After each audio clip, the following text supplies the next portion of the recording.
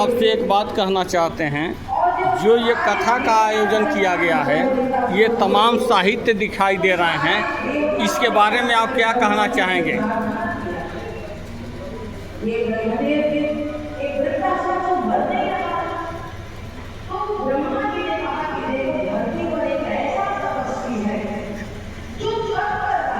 बोले ना हम कहता नहीं यह कार्यक्रम युग शक्ति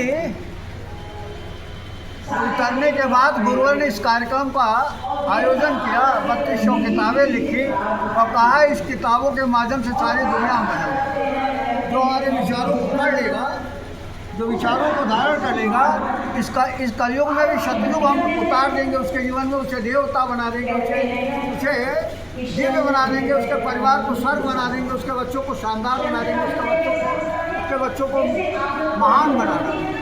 और जब परिवार ठीक हो गया, बच्चे ठीक हो गए, समाज ठीक हो गया, तब इस कलयुग को ही सतयुग में उतारा जा सकता है। ये सुनिश्चित योजना है ऋषियों को। 18 पुराण थे तो 1900 की आवश्यकता क्यों पड़ी? 18 पुराण रहे हैं और इस कलयुग में समस्या किसी और तरह की रही। संपूर्ण मानव जाति की बुद्धि जो है वह उलट गई थी, उल्टा सोचने लगा था। इसको सीधा करने के लिए एक ऐसे पुराण की आवश्यकता पड़ी जो आज की वर्तमान समय की समस्या का समाधान कर सके। युग ऋषि ने अंतश्चेतना में युग शक्ति को उतारने के बाद मानव जाति की समस्या के समाधान के लिए शोध किया। शोध करके उसने क्या किया कि संपूर्ण मानव जाति इस कलयुग में भी सतयुग जैसा जीवन जी सके, ऐसा सूत्र दिया। तो यह प्रज्ञा पुराण जो कहता है संपूर्ण पुराणों का सार है। संपूर्ण पुराणों में जो मूलतः बात थी कि मानव का कल्याण हो, पृथ्वी में ईश्वर का अवतरण हो, मनुष्य जो है वह देव बन सके, इस कलयुग की समस्या का समाधान कर सके। इसलिए महामानव द्वारा जीवन में उतरी हुई बातों को उन्होंने सामान्य लोग भी बड़े बड़े काम कर सकते हैं। गुरुदेव ने देखा कि इस युग में आप भी बहुत बड़े बड़े काम कर सकते हो आपके जीवन में, अगर ये उतर गया तो।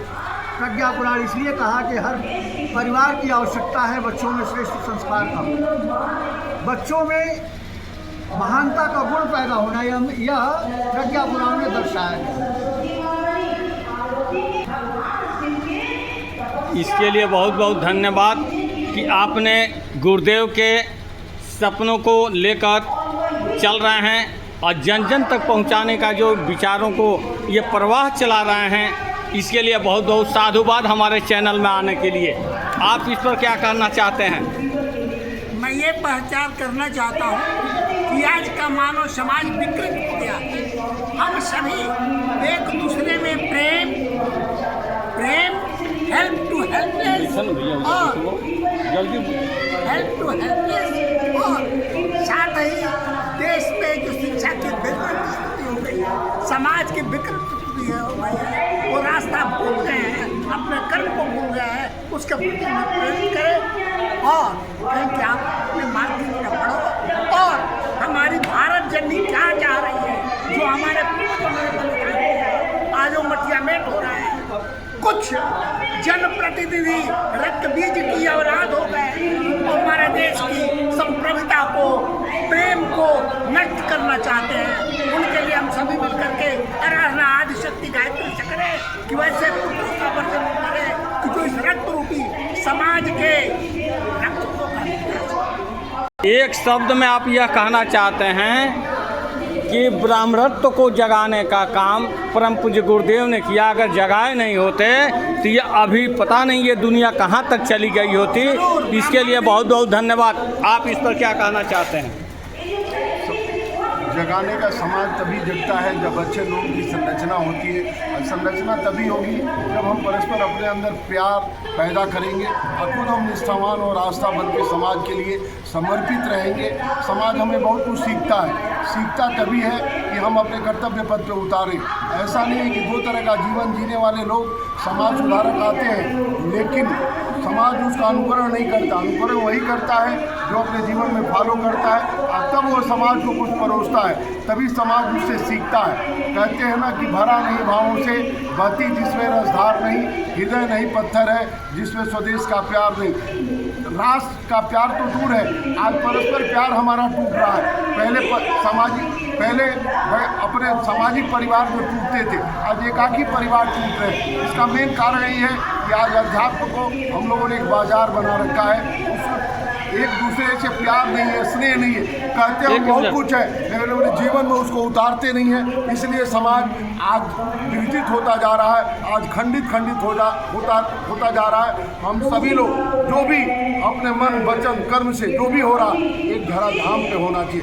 दिखावे का काम समाज कभी उससे सीखता नहीं है। दिखावे का जो काम होता है वो अच्छा ही होता है, लेकिन अच्छा काम कोई भी हो, कभी छोटे व्यक्ति भी बहुत बड़ा काम कर जाते हैं। क्यों करते हैं? क्यों दिखावे का काम नहीं करते।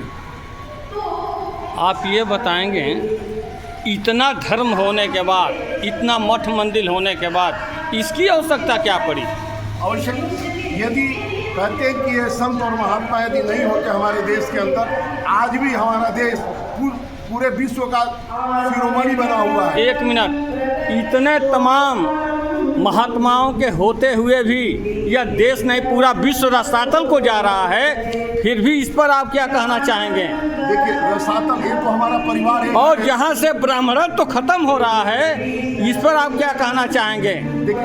इस देश और पूरे विश्व का ब्राह्मण मर गया, इस पर आप क्या कहना चाहेंगे? इस देश का ब्राह्मण तो कभी नहीं खत्म हुआ। अभी कुंभ के मेले में आपने देखा 119 देश के लोग हमारे यहाँ आए।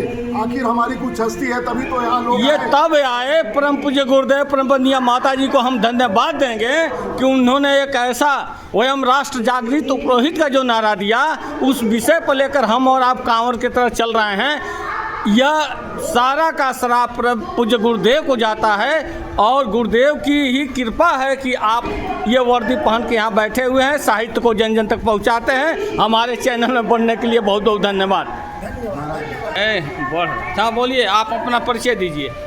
मेरा सांसारिक नाम महेंद्र स्वामी और मानव सेवा चेतना संवर्धन संघ एक संस्था अपना रजिस्ट्रेशन कराया है। उसके माध्यम से ऋषियों का जो ज्ञान विज्ञान है उसको समाज में स्थापित करने का कार्य चल रहा है। पंडित श्री राम शर्माचार्य 1911 में अवतरण हुआ। ये एक ऐसे व्यक्तित्व आए जिन्होंने मानवता का संदेश स्थापित किया पूरे विश्व में और गायत्री परिवार की स्थापना करके और वो आपसी भेदभाव था, जो जाति मजहब संप्रदाय में लोग बटे हुए थे, उन सबको जो है एकजुट करने का प्रयास किया और वो प्रयास आज भी चल रहा है। और शरीर में तो नहीं है, लेकिन वास्तव में निर्गुण निराकार रूप में वो विश्व में व्याप्त शक्ति है और वो शक्ति जो है पूरे विश्व में काम कर रही है। और हकीकत यह है कि आज ही जो शीर्ष मंडल पर जो भी प्रधानमंत्री के आसन पर जो आसीन है माननीय प्रधानमंत्री जी, वास्तव में ऋषि आत्मा उनके अंदर प्रवेश करके, ईश्वर तत्व प्रवेश करके उस शरीर को माध्यम बना करके पूरे संसार को बर्बादी से बचाने में आज भी तत्पर है, लगा हुआ है। हम मानवता के पोषक हैं और वास्तव में आत्मा की कोई जात नहीं होती, आत्मा का जो है वास्तव में पोषक ही है। ये जाति है कि जाति नहीं, इस पर आप क्या कहेंगे? वास्तव में ये जाति है कि जाति नहीं, और जाति का भेदभाव पूरे विश्व में फैला हुआ, इस पर आप क्या कहना चाहेंगे?